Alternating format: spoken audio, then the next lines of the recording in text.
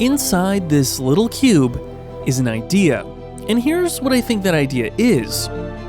It's to give people who game with consoles, like the Xbox and PlayStation, an opportunity to experience and get the benefits of PC gaming without having to get up from their couch. I like this idea. Back when I was exclusively a console gamer, I was always jealous of the flexibility PC gamers got with mods, graphic fidelity, frame rates, and even the library of available games too. But it wasn't worth shelling out for a heavy, hot, and noisy gaming PC. The Steam Machine would have been a really compelling option, opening up the world of PC gaming without any of the downsides. But things have changed. I'm just gonna start off by addressing the elephant in the room. The Steam Machine costs over $1,000, and that's without a controller. If you want one of those, here in Canada, it'll cost you $1,600. Consoles have never really cost that much, even after the recent price hike, so this is already a tough sell. It's not Valve's fault. Between the time they announced the Steam Machine last fall to now, prices for memory have increased upwards of 500%, plus storage costs have doubled, and they revealed that memory suppliers are ruthless, even to them. Even with its extraordinary price, it's still hard to get one, as there's a waitlist, which we're on. Big thanks to John Dagdalin for lending us his Steam Machine. So then, who's this for? The predecessor to this, the Steam Deck, was revolutionary when it came out. It gave existing PC gamers with their huge Steam libraries the opportunity to play them on the go at a reasonable price. So, people like Jake. I feel like I'm the ideal target buyer for a Steam Machine. I have a Steam library of over 1,500 games, I have questionable spending habits, I have a gaming PC and find it somewhat frustrating to get it to work on my TV. I spend time between my house and my girlfriend's. And honestly, I'm still a console gamer at heart. I'm not sure though. While I do think people like you will appreciate the Steam Machine, I actually think it's meant for people who so far have only been playing consoles and want to amass a Steam library, the market that Valve hasn't sold to yet. So, people like me?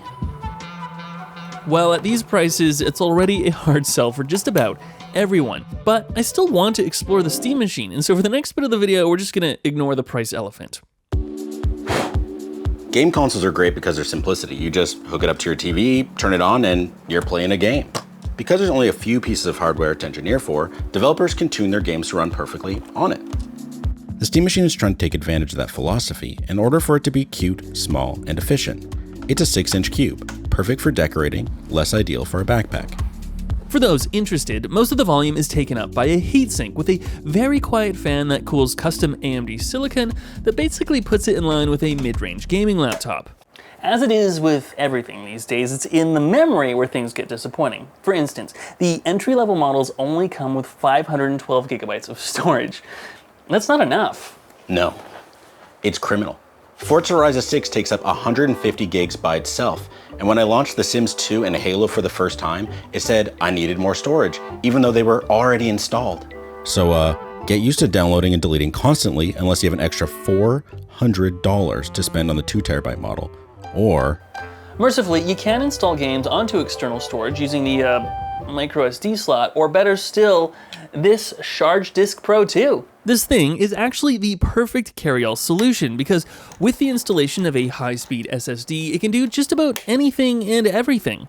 So like store your extra Steam games from this machine here and then play them on a Steam Deck, while also serving as a dock too because it has just about every single port and slot you'll actually need wherever you are. Which reminds me, the Steam Machine I/O situation is a little strange. The rear two USB-A ports are slow ports only meant for peripherals. The two front USB-A ports only support 5 gig speeds. So to take advantage of the SHARGE Disk Pro 2's 10 gig throughput, you only have this solitary rear USB-C port. I think there should be at least one of those ports at the front because you're going to be taking this everywhere. Like, it even has MagSafe, so you can use it to record ProRes iPhone video. You can even attach the included magnetic rings to your other devices to prevent it from flopping around. By the way, the SSD is cooled by a fan that quietly spins up to 10,000 RPM to enable sustained transfer speeds for gaming and more. It's such a comprehensive solution that it really is the only hub you'll need in your bag. Thanks to SHARGE for sponsoring this video, and you can get one for 10% off at the link below. Back to memory. The Steam Machine has 16 gigabytes of system memory. Pretty good. Yet it only has 8 gigabytes of video memory. Pretty bad. For the 4K televisions this is getting plugged into, it's simply not enough. Already, Valve had to scrub mention of 4K 60 FPS gaming from their website because it's just not happening.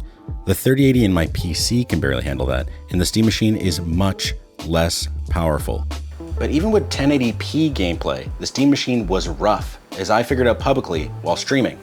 What is up, gamers? Today we're doing something fun. We're gonna be playing some Steam Machine. Okay, that is kind of epic. This motion blur is insane. It's only running at 36 FPS. Let's turn this down to 1440. I straight up couldn't get the new Halo remake to run smoothly at all. Even at all low settings and upscaling, the frame rate was all over the place and it looked like a shimmering painting. Bro, I'm so not impressed. It looks like a painting. How can a Series S run this, but a 1,500 Canadian dollar console can't? On top of this, some games like NBA 2K26 never ended up working for me. Okay, let's play BeamNG because none of this stuff works. Other games like Witchfire and BeamNG took 2 attempts to get running. It wasn't all negative though. There were some games that ran great. Hello? There you are. The Resident Evil 4 remake ran on high settings with a locked 60 FPS. And though Ghost of Tsushima did look a little greasy from upscaling, it too was at all high settings and still ran quite smoothly. The hardest sell is I already have a gaming PC hooked up to my TV. It's not the perfect situation. I hate wrestling with Windows Display Management, and my Xbox controller's connection to its dongle leads to many frustrating deaths. But even at my PC's age, it performs way better. I've been hooked on 007 First Light and it looks stunning. On my QD-OLED monitor and TV, I'm frequently in awe of what modern games can look like. Then I play it on the Steam Machine and need to drop the resolution from 1440p to 1080p and all of my settings from ultra to low. Everything low. Low. I'm not necessarily a 60 FPS snob, but higher frame rates do make a difference. The bigger problem is that I just want a smooth experience, which I could never really get. Even at 1080p low, 007 dipped down into the 40s at some points. The only saving grace is that at least modern AAA games look pretty good even at their lowest settings these days. My experience was pretty much the same. I'm not a big gamer, but even with the few I play, I also felt like I was pushing things. Forza Horizon 6, for instance, has some nauseating frame drops. Why does it do that? A lot of jakes in my time with the Steam Machine was spent messing around with settings, just like any other PC gamer must go through. My hope is that because this is one spec of hardware, developers will be able to take some time to optimize their games to fully take advantage of the system, and as a result, spare us from messing around in settings. I've seen a few Steam Deck presets in games, so hopefully Steam Machine ones will emerge, but I feel like even when that's all figured out, this is still a 1080p machine. To cope, that's not the worst thing in the world. The long distance between the TV and a couch mean that most people aren't able to make out the detail in a 4K render anyway. But it sucks that even after all these years, 4K gaming remains elusive. So then what about the console aspects of the Steam Machine? Like the Steam controller. First, the controller costs extra, 80 USD if you're bundling it with a machine and 150 Canadian if you're not. A good friend of mine loves the Steam controller, praising its feel, balance, and weight. And he's got a point. It reminds me a lot of the Wii U gamepad when I pick it up. That's really funny. I think it's a perfectly good controller with really impressive haptics. But I don't like these back paddles. They're really too easy to activate for someone as ham-fisted as me. There's also a lot of gamepad shortcuts. You can play games that don't support controllers, but I needed a viewer to remind me how to pull up the keyboard. Ugh. In those games like The Sims 2 re-release, it's also hard to find out what you're actually supposed to do to use the trackpads. How do I zoom out? Am I supposed to press and then move my finger around? Am I supposed to hold a trigger first? I'm not sure if I'm missing something, but I just had to sit and press everything to see what works. It wasn't just The Sims though. I wasn't really a fan of the trackpads at all in any of the games I played. There's something about the texture of them that just gives me the heebie-jeebies, and mouse acceleration was especially weird in Halo. Most games have controller support, so it's hard to even get the trackpads to really do anything. So even if you just like lift your thumb a little too early, you just kind of start moving away. Even games you think would work well with them, like Civilization, it just has built-in controller support and defaulted to that. Yeah, the touchpads are really unintuitive. I found typing on the keyboard with them to feel wonky, and that's kind of the big weakness with SteamOS. It's a bit clunky. I'm not a huge fan of the homepage. They just took what was on the Steam Deck and put it on your TV, but it's a little clunky. Like, where's my library? Why are there games that I'm playing on my MacBook mixed with what's installed and I'm playing on my Steam machine? It's just too confusing to know what I actually have on my device, aka the 6 games I can have installed at once. And just news I don't care about. I'm sorry, I don't want to know what my friends are doing. I just want my library, and it's not clear at first glance what I'm supposed to do. Until you go back and then go to your library, only to find out you only have so many games that'll actually run on this damn thing. It also takes you to the All Games library, and you're like, what's on the machine? What button does what? There are so many shortcuts and commands and menu buttons, and it's just not clear at first glance what you're supposed to do, which isn't a great impression when it's on your main screen with the other people in the room. I think SteamOS is a really great operating system. I'm really impressed with how well we can run games on Linux because of it. And with a simple button click, you can switch to desktop mode and use this as a Linux computer just like any other. But that's kind of the opposite of a gaming console, isn't it? That explains the small stuff too. Like any modern gaming console, the Steam Machine has HDMI CEC. You simply turn on your Steam Machine and your TV turns on. Very cool, in theory. The problem is that when you're done with your Steam Machine, you might not be done with the TV, and every time you turn your TV on, you might not want to play with the Steam Machine. Plus, it doesn't seem to really work consistently. There's a lot of the time where you turn off the Steam Machine and your TV is just on still. Oh my God. Or you turn off your TV, which turns off the Steam Machine, but there's some sort of delay, so then the TV turns on again, and the Steam Machine turns on again, and you're just stuck in an infinite loop.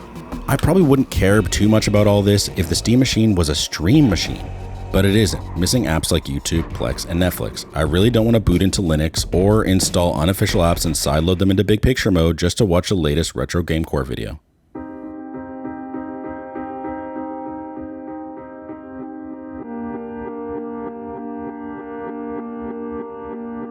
So the Steam Machine is not that powerful, a little clunky, and way too expensive to be the successful, inspirational hit gaming console for the masses. So, Jake, what would the Steam Machine need to be an option for you? I think it'd have to be literally half the price. Yeah. At like $1,600, you can get a PS5 Pro, PlayStation Premium, and the exclusives you probably want to play. It's just hard to justify this unless you have a backlog of older or indie games, no console, no gaming PC, or an older... Like a really old gaming PC that's like on its last legs. And you need the living room fit-in ability for you and your family. Otherwise, that seems like a very narrow selection right now. I agree with you. I also think it's a little, the timing's off. Had this come out a few years ago before I had my gaming PC, I would have definitely contemplated upgrading from my PS4 to this. But it's like right in the middle of this console generation, which who knows when it's gonna change even. That's true. They say the PS7 and Xbox whatever is gonna come over the next year or two, and you're gonna pull the trigger now on something that's already overpriced and it's hard to get. We signed up for the raffle and we haven't even been chosen. We can't even buy one. So there's that too. You can't even get one anyway. Thanks for watching this Thinking Different video. It is unfortunate that we couldn't be more enthused about this thing, but that is the economy we're living in these days. But I am curious, comment below who you think this is for. And thank you to our patrons and to you for subscribing.